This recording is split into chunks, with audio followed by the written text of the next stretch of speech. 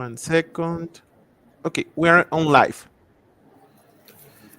Ok, muy buenos días a todos. Es un gusto estar con ustedes en este primer webinar que hacemos desde la Cámara de Comercio Latinoamericana.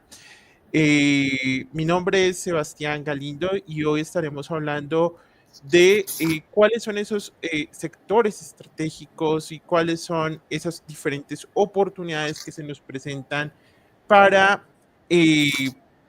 invertir y conocer un poco más del mercado africano. Hoy vamos a estar en compañía de Ronnie Mkwanezi, que nos va a estar hablando de África, de diferentes oportunidades eh, que presentan el continente. Esto solo es una serie de diferentes webinars que empezaremos a dictar en el transcurso. Y pues obviamente en el transcurso del próximo año estaremos haciendo diferentes actividades enfocadas obviamente a generar esas oportunidades que están relacionadas con el continente africano. Este webinar va a ser en inglés, entonces voy a hacer el switch the language. So, good morning, everyone here in Colombia, in South America, in America. Good afternoon to South Africa. Good afternoon to Africa. Good night if someone is hearing for us from the other part of the world, maybe in Asia, maybe in India. It's a pleasure for the Latin American Chamber of Commerce to be here talking to you. Our main goal through the Chamber of Commerce is to create the new history of the relation between South cooperation.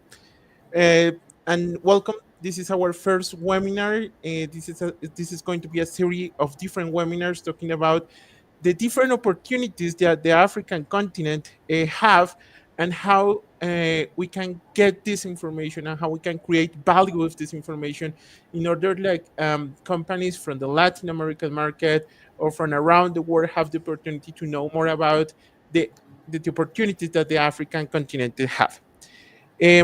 For today, we have we've asked our colleague Ronnie Mkwanezi. Ronnie is a corporate and trade lawyer with over 20 years of experience in the legal profession and business. He's a director of Mkwanezi Incorporate Attorneys. Mkwanezi Incorporate Attorneys is a highly success niche commercial law firms that specialize in corporate and commercial law and trade law. He completed his law degree at the University of Pretoria, South Africa in 2000. He then furthered his studies with the Master Law degree at the University of Manchester, United Kingdom, in the LLM. The LLM was law, trade law, private law of international trade, and corporations international trade. Due to his hard work and achiever mindset, he served in various organizations where he was specializing in the buying and selling of businesses, drafting agreements, due diligence, and corporate finance. Ronnie also serves as the legal manager of the International Trade Administration Commission.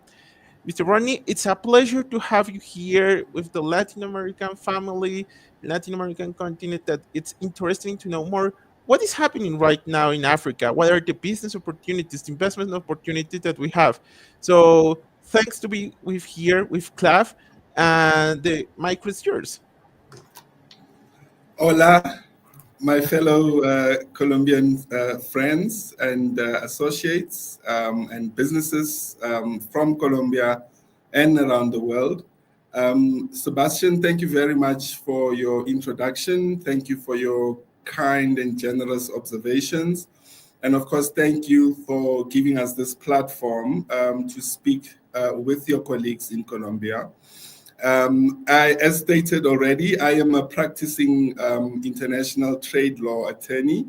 I've been a lawyer now for about 25 years. Our firm, Mkwanezi Inc., is 20 years this year.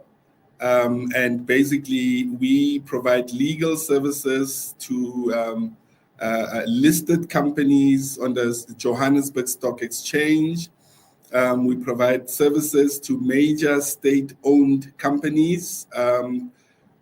We provide services to governments and to international organizations. Just to give you a sense of what our business does, this is who we are in terms of our services. We provide corporate and commercial law, which deals with the registration of companies in South Africa and across the African continent, with commercial agreements, company law, mergers and acquisitions, import and export control, trade law, as well as corporate finance. We are also a niche company in terms of corporate governance, dealing with ESG factors, governance frameworks, and compliance-related matters to make sure that companies are fully compliant with the law, administrative law, which relates to the actions of government, as well as corporate services. So thank you very much for having us here. Why are we here? I just want to give you a sense of what are the topics we are going to discuss today. And basically, we'll do an overview of an introduction. We'll give you a global picture of the African continent. And we'll also then share some trading opportunities or business opportunities, rather, insofar as the African continent is concerned. I'm also very excited that Sebastian, in his introduction, actually referred to the South-South cooperation, which is basically, socio-economic agreements between the various two continents, Africa and Latin America. And we are very, very happy and delighted to be here today. So, right, why do you need to invest in Africa as a business right now? Well, firstly, Africa has a very big market, as you know. We're currently sitting at about 1.2 billion citizens in Africa, and this number is expected to grow over the next few years. So I think after China and India, Africa is currently the third biggest continent where it's important for businesses to invest in. Investing in Africa will also ensure the movement of capital and natural persons. We know that every transaction requires investments, and by investing in the continent, there will be growth in terms of capital flows. And of course, the movement of people, and not just capital and people, but also the movement of goods, which is very important because you know that the international trade or investment environment is basically, based on the movement of capital, the movement of goods, and the movement of people. Of course, we also want to engender gender equality on the continent. There's still a huge gap between women and men in terms of participation in the economy, in terms of succeeding in the economy, as well as in terms of getting opportunities. And investing in Africa would really be good for that.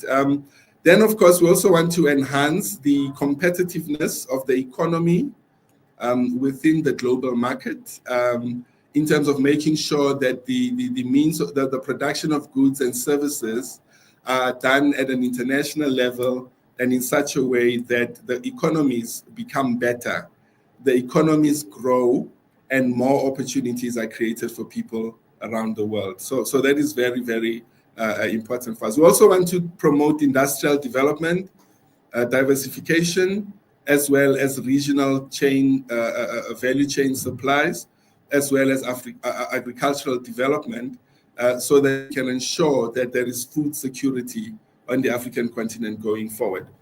What I'm showing you now is a slide. The purpose of this slide is to basically show you what the various African regions, are rich in. So if you look at the goldish slide, it shows you that those are mainly the countries that have, gold and of course other mineral resources within the region. But you'll see that in the SADC region, that's mostly where there's a lot of mining activity. Excuse me, Mr. Ronnie, but you are not changing the slides? No, I'm moving the slides where I'm sitting now. So I'm wondering if there's a problem with this platform, Sebastian, because it does show that I'm showing the slide, And maybe let me stop sharing and try and share again. You think that will be helpful? Yeah, maybe. Okay, wonderful. So let me just see. So where's the platform again? Where we are developing? It's here, right? Okay. Would you like me to share it again, Sebastian? Yeah, you can share again. Yeah, for sure. Okay, let me try sharing my screen again. All right, set this and window, and this is the one that we. Oh, okay. I'm also going to disconnect my other system here. Which one is it? Is it this one? Is it connected now? Forgive me, colleagues. We're just trying to sort out the connections here. Yeah, I'm trying to. No, but you are not sharing your screen right now. Like you was That's fine. I'll show it again now, Okay, perfect. Sebastian. Yeah, I'm just trying to fix something here. Okay, so now I'm going to share my screen again, Sebastian. Please do tell me if you see it. Sorry, where is it now? Microsoft Edge. Which one, sorry? Okay, Sebastian, Sai will try and connect the slide from his side, just so that we don't waste our colleagues' time trying to connect, yeah? Because, like I said, it's a new platform we are using. We're not used to this platform, so it's showing us flames, if you like, right now. Let me just try again for one last time to see if I can connect it, and then we'll see. I see. Okay. Okay, yeah, perfect. What do you see now? One moment. Yeah, I see your screen, and this is the introduction. You are showing your introduction that the Apple said 1.2 introduction why invest in Africa. Okay, is that what you're seeing? Yeah, that's what I'm looking at. Okay, wonderful. Thank you so much. So let me try and move it and tell me if you can see, Sebastian. My screen moving. So now it's not moving. Okay, let's see. Please forgive us, colleagues. Technology. Oh my word, what is that now? Okay, Sebastian, can we maybe send the document to you in the meantime? Yeah, because when I look, yeah, okay, wonderful. So I'll stop sharing for now, so that we don't show thingy. Okay, sorry about that, Sebastian. This system will get used to it as well. Are you sharing, Si? Okay, just a moment, please, colleagues. I just joined my flow and I was really flowing very nicely there. Let's see what happens here.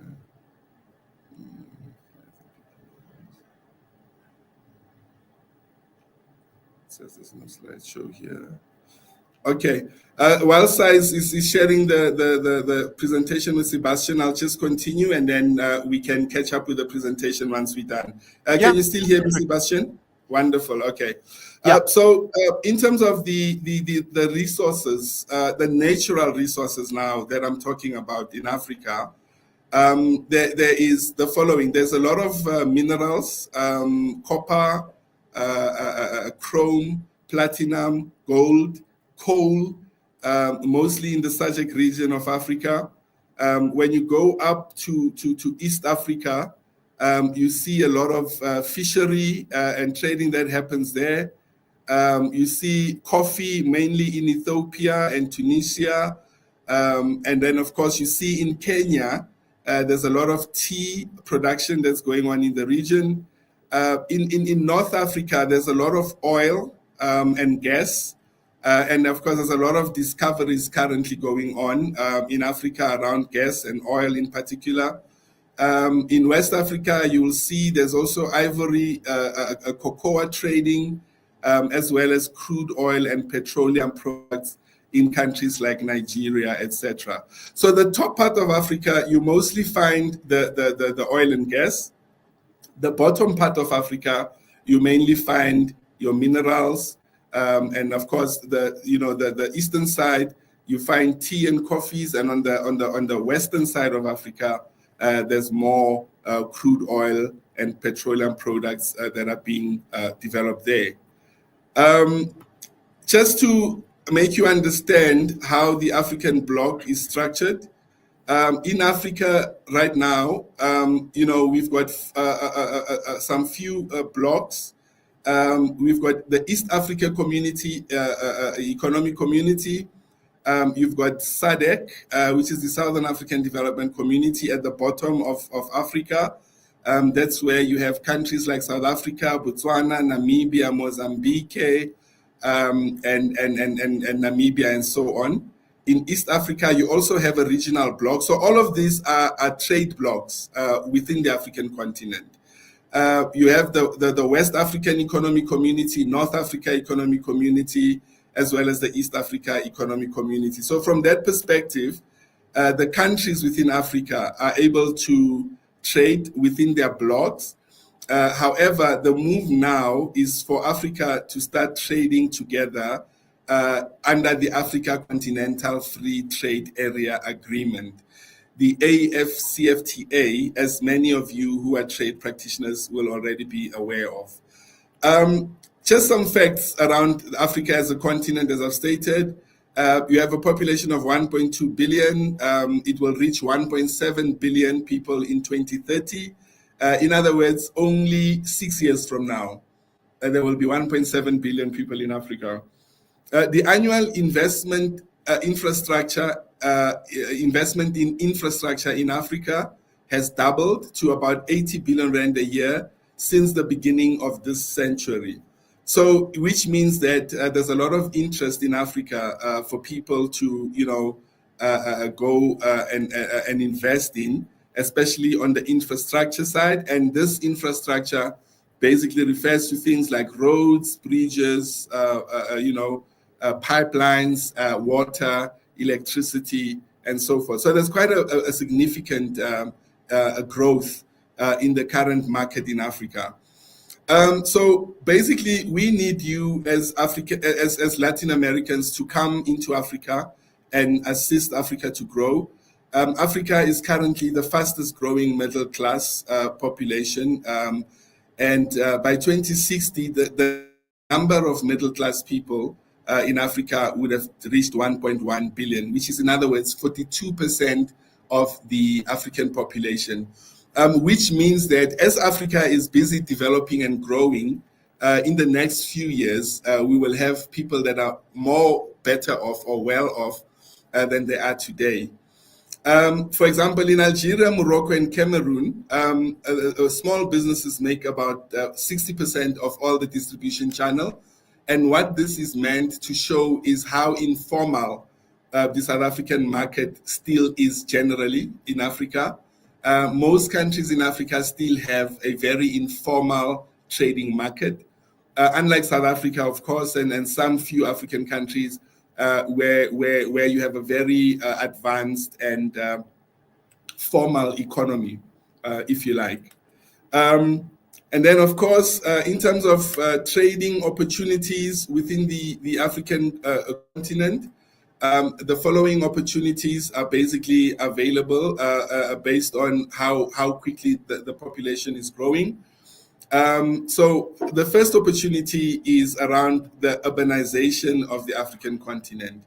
There's lots of growth in terms of people becoming part of the continent, growing the continent, and so on.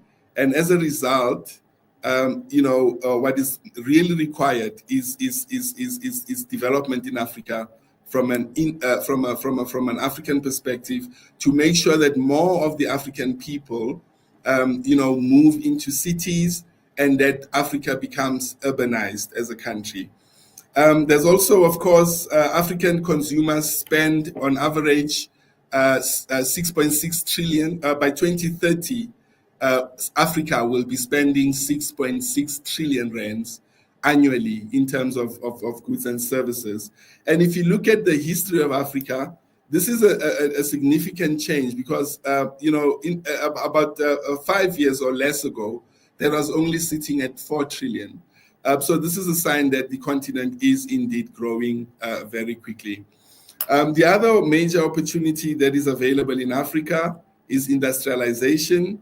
Africa wants to double its production currently to $1 trillion within the next decade. So the opportunities around there is around manufacturing. We've already mentioned the population size of Africa. So manufacturing in food, manufacturing in clothing, and all types of manufacturing, including agro-processing and the likes, those are important for the African market going forward.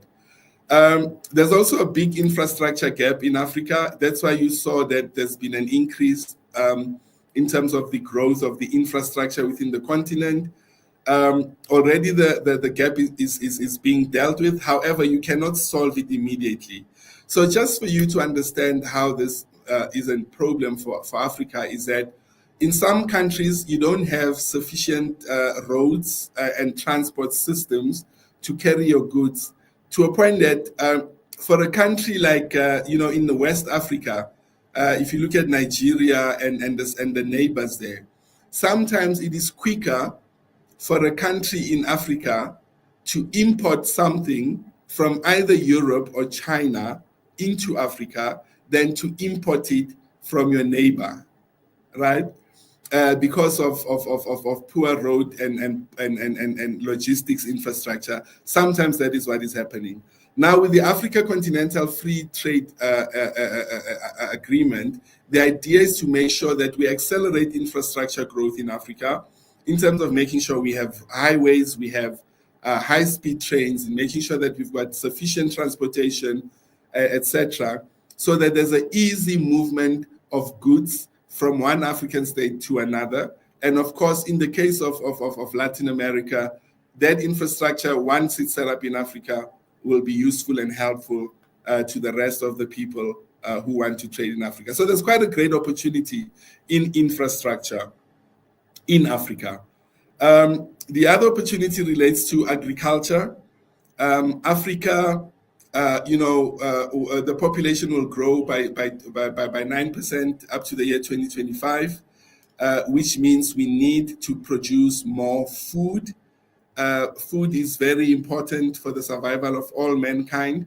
I personally believe that, Africa hasn't done enough in terms of making sure that food production and agro-processing become very important industries for the continent. We've got enough land, sufficient land, arable land, which means land where you can plant and grow things. And also, of course, this opportunity relating to innovation and natural resources also talks to the fact that as a continent, we are right now in the drive for using alternative energy. And there's a huge opportunity, colleagues, in renewable energy in Africa. South Africa, for example, is in the forefront of solar power, but we're also doing gas power. We're also doing hydrogen power and all the other alternative energies that are required over the next few years in order to correct the damage to the environment, creates great opportunities for players in that industry. The importance of Africa, again, as a market is in digital and mobile access, connectivity within the African continent in terms of telecoms, communication, in terms of internet, in terms of mobile data, and so on. For example, right now, and this is information that is, about 12 months old or so, Africa has more than 120 million active mobile money accounts. So when we talk about mobile money accounts, we're talking about fintech and that type of investments, where you find that people who traditionally used to go to a bank to go and bank their money are currently now using their cell phone to do money transfers, to do payments, etc., etc. And that is really an amazing development in Africa. So basically, Africa has 50% of the global total in terms of mobile payments currently. And this is important because it has actually outgrown the traditional banking market where people had to stand in line and go to a bank. So literally now people do transactions on their phone. And we advise that the digital market in Africa will grow to over $300 billion in GDP by 2025. So that is really, really a great growth opportunity for international investors into the African continent. So what I'd also like to do, Sebastian, and please, Sebastian, if you have any questions in between, please feel free to jump in. But one of the things I want to specifically talk to so that you guys understand where the growth areas lie is food products. Africa has got is richly blessed in terms of raw materials. Things like cocoa, cassava, and so forth have the potential to become big in the international market. Solar energy, I've already spoken to that. Education, going to school, opportunities for companies to come into Africa and create institutions of learning. Today, with the digital market, it's also easy to create, digital platforms for studying, for going to school, online schooling, etc., etc. Real estate, because of the population of Africa, houses and buildings will remain a big opportunity for Africa's growth into the future. And therefore, real estate is also one of the best investment opportunities. I've already spoken about fintech and how it will grow. Transportation opportunities in Africa, very important. And not just rail, which is very important, for trade amongst countries. But we're talking about rail and ports and ferries that you can use in the various African countries to travel in between the countries, but also to transport goods and services across the country. And then, of course, all new industries need startup funding. So if there are any, venture capitalists out there who are looking for opportunities in private equity and venture capital in the African market, there is a great opportunity to do that. Laptop. Another specific growth industry is healthcare services. Healthcare services in Africa is a challenge. We saw that mainly during COVID-19, where Africa basically was lagging behind in terms of getting medications, access to hospitals, access to medical care, medical aid, and so on. So it's very important that we get investments in the healthcare services on the African continent. Of course, the other important thing in investment in Africa, and I think this is where as Latin Americans and Africa, we can share a lot together, is around arts and crafts. Africa, the same as the Latin America culture, is very vibrant, is very colorful, is very friendly, and also very creative. So we need to find ways where we will, between our two continents, share in our arts, in our crafts, so that we can learn from each other. In fact, in 2014, there was an African art piece that was sold in New York for $41 million. So it shows you that there is a lot of talent in Africa for that. The other major opportunity across Africa is in retail, building shopping centers, building malls, and so on.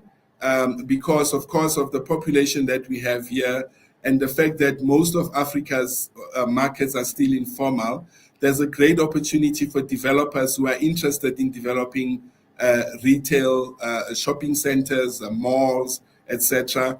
There's a huge opportunity in Africa. In fact, 2 months ago, I went to Zimbabwe in Harare for a SADC meeting. And what I saw there was really fascinating because every corner I turned in Zimbabwe, they were either building a new building, whether it's a mall or something else, or they were building a new road, right? And this is the trend throughout the African continent. People need houses, people need shopping, people need healthcare services, people need fintech, banking and finance services, and people need clothing and so on.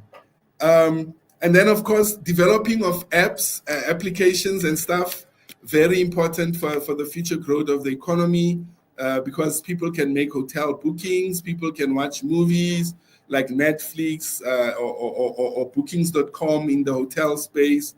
People can do shopping like on Amazon or whatever other thing that's out there. So the fintech and the app development industries, call it the digital economy, if you like, are very important in Africa. Also, payment solutions. I've already spoken about that. Most people pay now through using opportunities. So Africa currently conducts over 100 billion transactions in cash every year. And of course, it's a space that will grow, that we need to look for payment solutions, so that people who are in the rural areas, in the villages, etc., who do not have any access to formal traditional banking, would be able to access these payment solutions and be able to trade, because it's not helpful if you are trading but you don't have a means to pay or to make a transaction come to life. So payment solutions is important. Waste management, very, very, very huge problem, colleagues. I don't know if you have seen a documentary recently on Netflix. I think it's called Buy Now or something like that, which talks about the issue of waste that is being generated on a daily basis. All these things you see being sold on Amazon and other international platforms have to be manufactured in a factory, sold to the market, delivered to the market. But when that product reaches its life's end, nobody knows what should do or what should happen with that.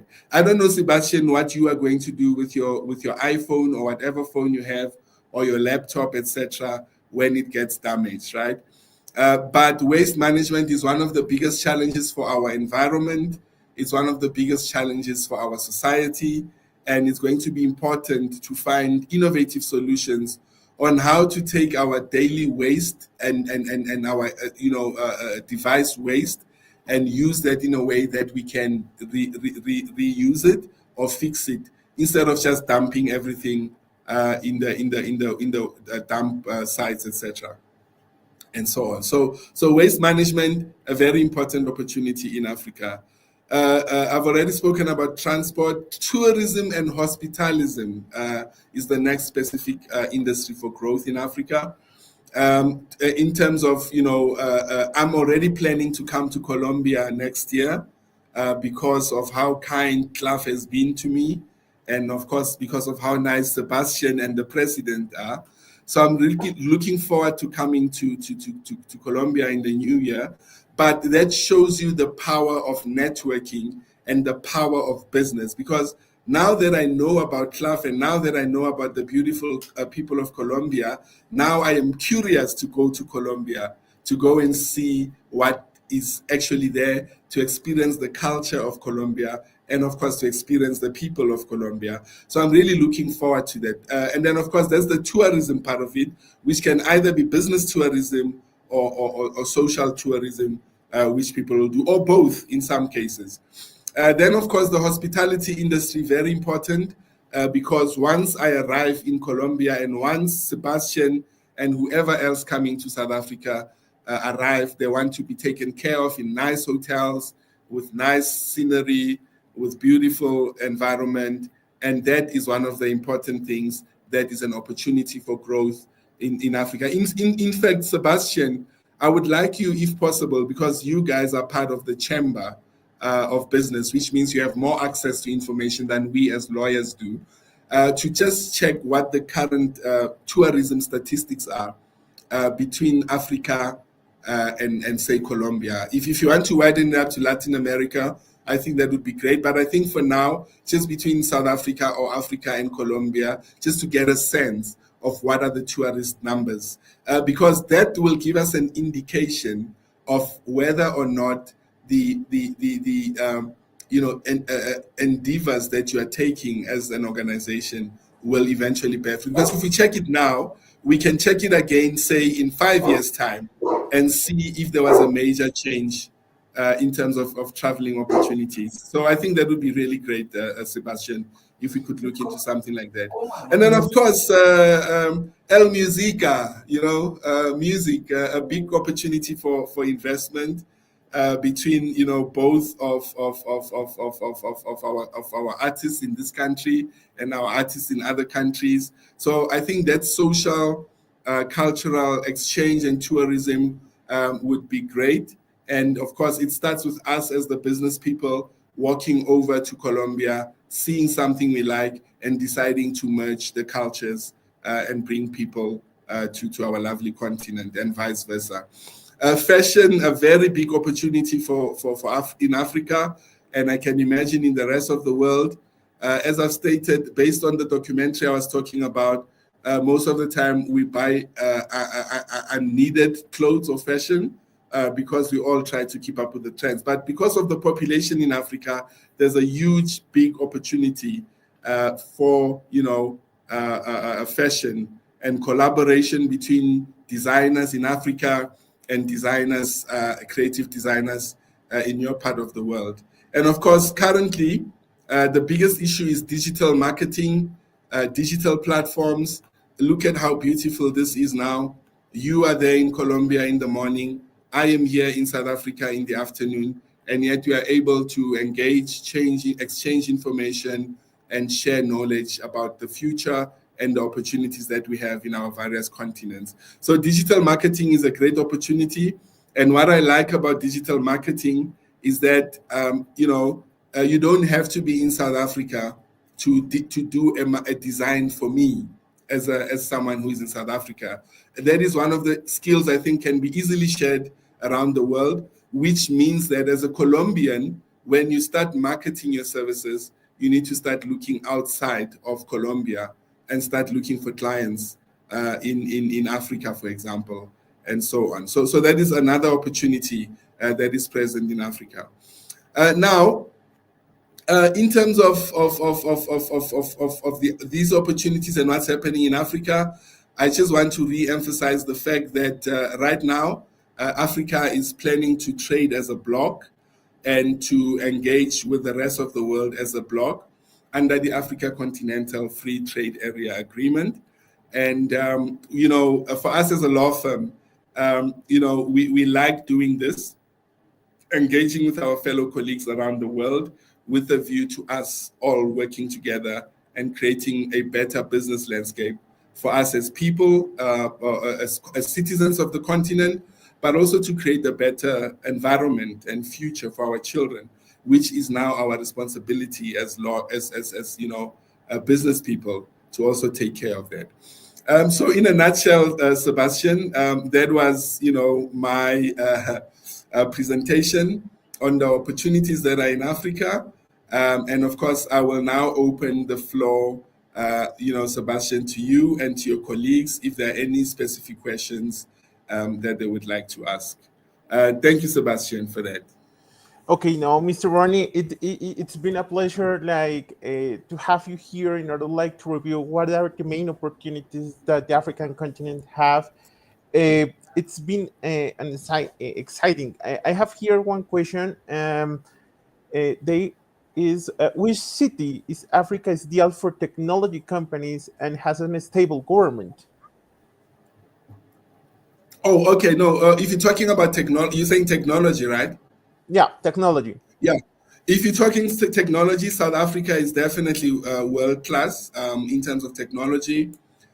In fact, most of we have a completely, just to give you an example, in one industry, our banking environment right now is completely digital because of the advanced, knowledge that the South African industry has over the years. We have, big players, all major international, digital companies are also in South Africa. So when they come to most companies, when they go to Africa, they use South Africa as their hub, where they launch their business, start their business. and then grow into the rest of the African continent. So, and also we've got a lot of funding and funding opportunities, if you like, that are available in South Africa to support all types of digital technologies and innovations that people want to take to market. So definitely South Africa would be the best hub for a technology company that wants to launch into Africa. Okay. And it's not because I'm South African. I'm not biased, you know. I'm just stating the facts as they are, colleagues. Okay, Thank you. let's go further. Like, what are the main benefits? Yeah, for example, in order like new companies get and want to establish their operation in South Africa. Let's talk about that. That benefits there are like maybe tax benefits or for international companies that want to go to South Africa, for example, in technology or service issues. Yes. Okay. So we don't necessarily have in South Africa. We don't have a tax incentive scheme for, let's say, startup companies or whatever. The type of incentives we do have is if you open your business in a special economic zone, an SEZ, something like what you have in China in Guangzhou, where if you are a company in South Africa in the manufacturing space and you launch your company in the SEZ, you will then have tax deductions, tax rebates, and also some exemptions from certain, taxes in South Africa. However, corporate tax remains the same for everyone, whether you're a South African company or a foreign investment company. And currently, our corporate tax sits at 20%. Right? Okay. So our corporate tax in South Africa is 20%. I'm happy though, Sebastian, that the OECD and the rest of the world is moving towards a 15% corporate tax rate. That is going to be applicable universally. So I think that is good news. But so far, if you are a business in South Africa, even if you do not have, any tax rebates, etc., we do have a lot of funding institutions in South Africa. Trade facilitation, systems we have. We have a lot of trade facilitation organizations for the different provinces in South Africa. So, for example, South Africa has got the population in South Africa right now is sitting at about 60 million. We have 9 provinces. So each province has a main town or city. Like, if, for example, in Gauteng, which is where I'm sitting now, Gauteng means city of gold, which is Johannesburg. Our main city in Johannesburg is the city of Johannesburg. And of course, we've got other provinces like the Western Cape, which is 1,400 kilometers from South Africa. That's where you have Cape Town. And each one of these various provinces have their funding models where they support businesses who want to set up in the country. But like I said, there is no special tax exemptions, except, of course, if you register yourself in a special economic zone. Okay, and how long it takes to register a company in South Africa? Is this easier, or you have like to accomplish? It's going to take months, or how long it will take?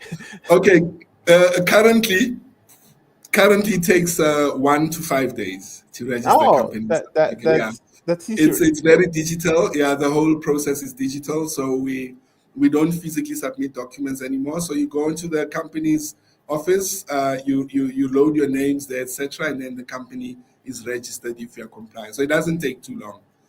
In fact, if you have all the stuff that is needed, you can literally register your company in 1 day. But we just give it 5 days in case there's something missing and you need to tie it up. But that's how quick it is, Sebastian. How long does it take in Colombia, just out of interest? Yeah, it's the same, like 1 to 5 business days. But for example, I was surprised with the income tax because here in Colombia, the income tax is around 34 to 35%. So you have an higher income tax. You meaning the South African one? Yeah, because you were telling me that the South African is 20%, no? The income tax. Corporate tax. Yeah, corporate tax. Yeah, the corporate tax, yeah. And yours?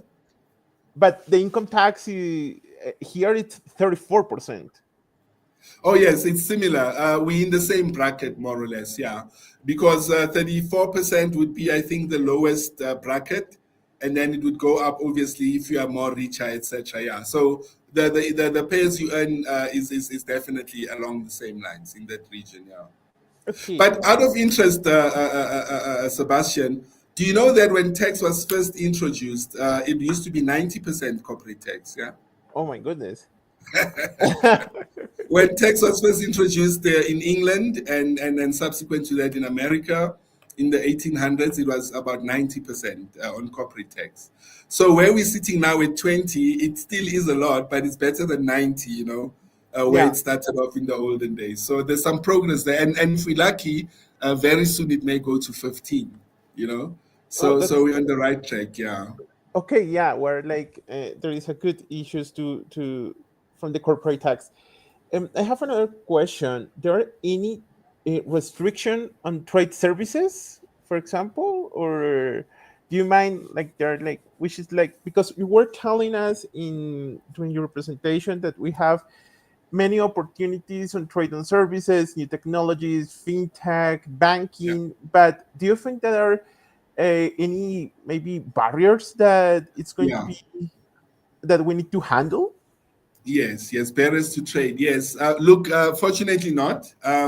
South Africa is a very open economy. Uh, other African countries would obviously have, different, outcomes, but South Africa is a purely open economy. So when you come in here as a company, you get the same treatment as a local South African company. So you won't be discriminated against because you're a foreign-based company. In fact, recently, we just did a transaction for $30 million for a Chinese company investing in a solar farm in South Africa, and everything went seamlessly. So all you need to do is to comply with the local laws and regulations, but you will have equal access to resources, you'll have equal access to markets, and you'll have equal opportunities where they do arise, and you will be treated on the national treatment basis. So there are no specific barriers. Maybe language would be, if language is a barrier. I always say that ignorance is a barrier, but language not so much. But purely based on principles of trade and all of that, South Africa is an open economy, so there are no restrictions or barriers for foreign investors. In fact, we are looking for foreign investors. It's our president's biggest nightmare. It's our government's biggest nightmare. Every day, I think when they go to sleep, they pray, Lord, please send us some investors. So we really do need everyone to come, and as a result, we don't have any barriers for newcomer into the market. Okay, this is okay. No, I think that I'm going to see if we have like another question. Okay, we're talking about services, but let's go to goods. Do you find Yeah. that there are like any specific barrier, or maybe the time? For example, you were telling like there are maybe food opportunities that are like in a Yes. big Yes. market to invest, but at the same time Mhm. to trade. So what can you tell me about like this market restriction, for example, or for example, to obtain the certificate from the phytosanitary authority from South Africa, Yes. Yes. how it Yeah. works, and what are any recommendations? Look, there are no barriers in relation to food or sanitary and phytosanitary measures. The only challenge is that in Africa, for example, because remember, Africa has about 51 states. There's different dimensions for each country, and they also developed at a different level. So right now, under the Africa Continental Free Trade Area, for example, the continent is still trying to put together what we call the quality policy, which is that if I buy a tin of tuna in South Africa, it must be the exact same of tuna that I will find in Ghana, or that I will find in Namibia, or that I will find in Nigeria. And for that, Africa needs to have a standard and a standardized policy on how the treatment of goods, etc., especially food and the likes, right? So we do not have any specific barriers. The only time that barriers would come in, obviously, Sebastian, under this particular discussion, is around tariffs. Um, Of course, if the market is under attack, there will be tariffs, and some people view tariffs as barriers. One of our biggest fights, for example, as South Africa with the US, is relating to chicken and the importation of chicken. In fact, one of our major fights between South Africa and Brazil, remember, Brazil and South Africa are friends, but we fight a lot over trade issues, especially chicken again. Sugar and chicken are one of the two main trade issues between South Africa and Brazil. And of course, with the US, it's more around chicken. So there you would find that you have very high tariffs. I think, if I'm not mistaken, on chicken, we are already at the WTO bound rate of about 60 or 80%, in order to protect our chicken industry. But outside of that, so in other words, tariffs would be your only type of barriers, if you like. But we don't have any specific policy barriers that says we don't take this type of goods, etc. And also, if you're an investor in South Africa setting up your shop here, you will once again get the same treatment as a South African company, and your goods will not unnecessarily be challenged because you're a foreigner or you come from a foreign country. So we don't have any specific trade barriers as well, insofar as goods and services are concerned. So around services, no specific trade barriers. Around goods, no specific trade barriers either. So I think the market is quite open. As I've said, it's an open economy in South Africa, and there's lots of opportunity. In other African countries, because there's lower levels of development or lower opportunities, you may find that there's a lot more barriers. Also, the other important thing I think, colleagues, you must remember about Africa is that because of our history, we have so many different laws applying in the continent, right? So the SADC region, for example, which is mostly the English-speaking countries in Africa, were mostly, colonies of England, and as a result, they use English law. Some of the colonies, like your Mozambique, Angola, they were, under the Spanish rules, under the Portuguese rules, so they speak Portuguese. In North Africa, East Africa, and the likes, there's a very strong, especially North Africa's French background. So they use French law in the north of Africa generally. For example, in countries like, Senegal, Tunisia, that kind of place, they would use more French law than English law, etc. So as a result, we've got all these different laws in the different regions of Africa, and it makes it difficult to know which laws apply in which country. And just to show you why this is important is that in South African law, I'm giving it just an example so you understand how these two laws can be quite a challenge. In South African law, you cannot import a used vehicle, Sebastian. Mm-hmm. So you cannot import a second-hand car from another country when you are a South African citizen, right? The only time you can do that is if you were staying in that foreign country and you bought the car whilst you were staying there. But other than that, it's illegal to import a used car into South Africa. But guess what? In the rest of Africa, there's no law against it. And when I say the rest of Africa, I include my neighbors, Zimbabwe. So our country is neighbored by Zimbabwe, Zambia, and Namibia, and all of those. Swaziland, Lesotho, all of those are in the SADC region. In those countries, you can buy all the second-hand vehicles in the world that you want to have. It's not illegal there. So that's why we like this partnership, Sebastian, because this kind of questions are the type of questions that you would ask in a legal due diligence, to say, I want to go into this country. What law applies there? That's the first question you want to know, and so on. So that's just one example I wanted to give around trade and the management thereof, and the fact that there's different laws in various types of Africa as well. So it's important before you go, call us, talk to us, so that we can tell you that in that country, this is the law that applies. And we have networks in all of the African continents, law firms that we work with on the transactions that we do. So it makes it very much easier for you to navigate the legal environment in Africa.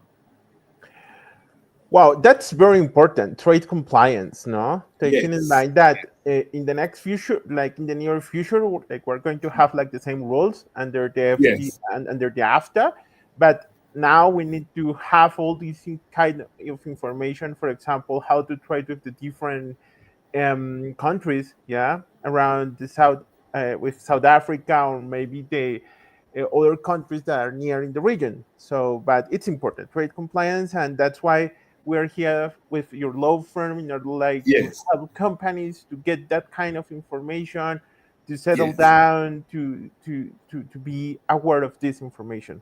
So that's nice.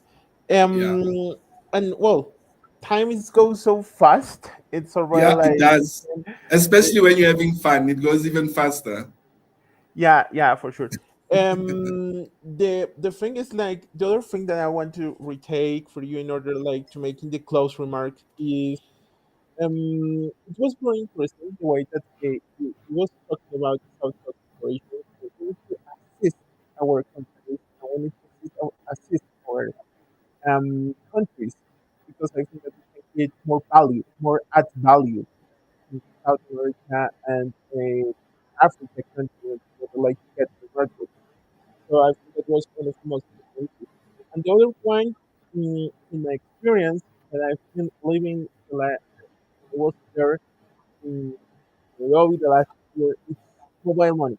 I think that mobile money is something that we could learn and we can get the information for what Africa is doing through mobile money. That mobile money is doing a huge impact in Africa. So how we can get this information, like why not? Excuse me, Sebastian. Something happened there. Your volume is very disrupted now. We didn't hear a word of what you're saying. It cuts and comes back. So I'm not sure if it's a connectivity issue, maybe. Maybe Now it's better. Yeah, now it's much better. Yeah. okay. Thank you. No, I was talking about like your remarks like about the assist cooperation that we could have between our both markets, that Yes. we have the possibility to learn from each other. How can Latin America learn from Africa and Africa can learn from South America? Like we have like Yes. a some similar issues and background that could give like an advantage. How we can get and add value to our processes or being maybe a bridge market to get to other markets. Yeah. You was telling me that, for example, South Africa it could be like a hub to develop other markets in the region. So you are going to establish Yes. your company. We already know that the process is not take that long. That you have like a Yes. very good income tax. And from Mm. the South Africa, why not go to Tanzania, go to Lesotho, or Yes. go other regions? So it's going to be interesting to get this information and go further with a how to be South Africa the hub for enter to the African market.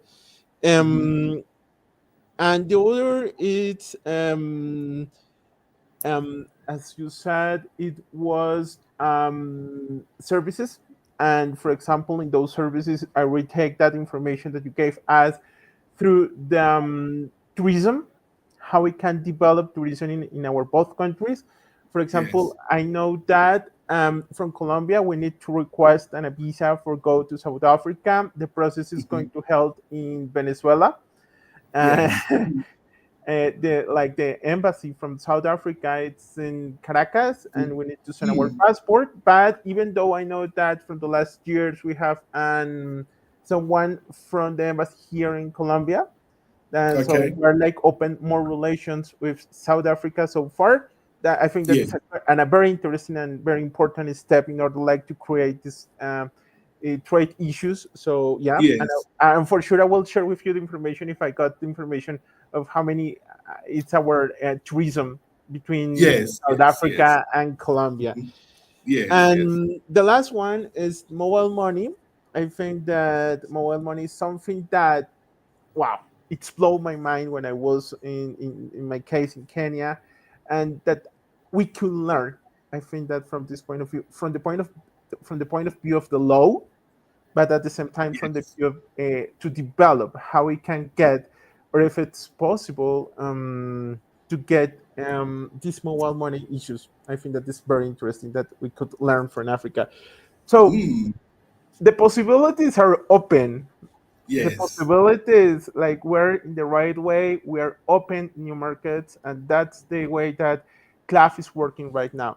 So yeah, do you have a final recommendation for a company that wants to get more information, or that wants to get deep information about how to trade or how to invest in Africa? Um, what are the final recommendations that you have? Okay, wonderful. So the first recommendation is to remember that we are now your official legal partners in Africa. That's the first one. And then, of course, the second one in terms of information is that on our website, we have a lot of material, Sebastian, that we develop, generate as a business. We have webinars that we've done in the past around trading in Africa. If you can just search our webinars under our webinar page on our website, our media page on our website, www.mkwanazi.com. We have written it in there in the chat bar. So there's a lot of information there that for those of you who are keen, entrepreneurs and business people, if you want to know, for example, around trade issues on the African continent, we have that type of videos on our site. We have webinars on our site. We have articles on our site. So we've written a lot of articles as well on how to trade on the African continent, on the AFCFTA, and many other legal issues around Africa and the African continent. So there, I think, colleagues, you will find a lot of information.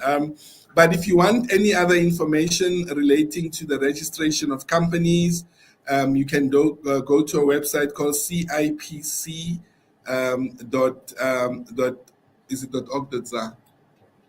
Okay, we'll chat it in the chat box for you now. If you want to know the process for registering a company in South Africa, you will find it at the CIPC. We'll put that in the chat box now.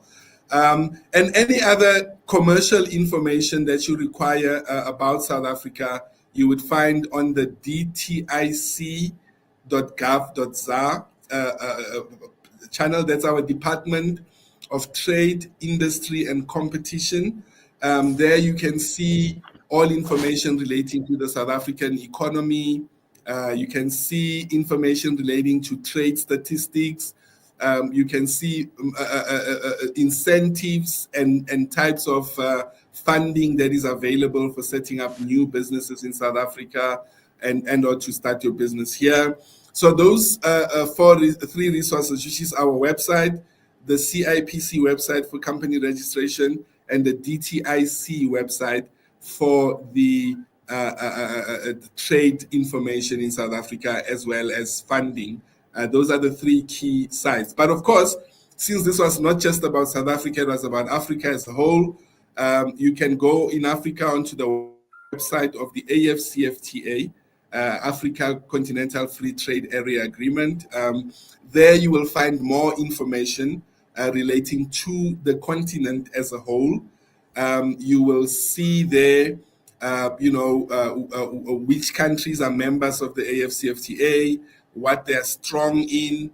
There's also a platform of the African Development Bank, which is also an Africa-wide organization where you can get information relating to funding and availability of funding on the African continent for the various countries, etc., etc. So, look, colleagues, I mentioned in my discussion that I'm a firm believer that ignorance is a barrier to trade, and ignorance doesn't mean being stupid; it just means not knowing. And sometimes not knowing can work against you, especially in business, especially if you have to do cross-border transactions. So I would like to say to you, well done on arranging this information session. We are very delighted to be part of CLAF, and we see a lot of potential and possibilities into the future. And we're looking forward to working with you. So thank you, Sebastian. And of course, my email, we did share our email address there. But my direct one, which Sai will also share with us now, is ronnie@mkwanazi.com. For those of you who may want to continue the discussion or have further questions or want to collaborate or whatever, Africa is open for business. And that's how I'm going to close my submission, Sebastian. Okay, no, thanks, Romney, because it's been an insightful information. It's been an insightful hour talking about business opportunities, how South Africa and Africa, it's open to the world in order to do business.